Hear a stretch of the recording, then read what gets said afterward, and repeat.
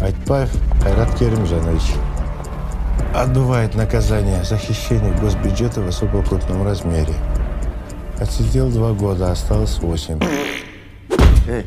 Не жигетсің, Твой друг обвиняется в хищении госбюджета в особо крупном размере. Он сейчас бегал за границу.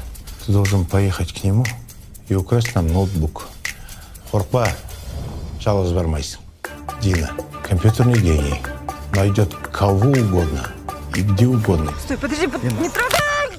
Екаси Ербол, бывший следак, не умен, зато силен. Поможешь нам, поможем тебе сократить срок. Пауля! Тоқтаса şimdi ақылдасып план құрайық та. Бауыржанның қасындағы менің әйелім.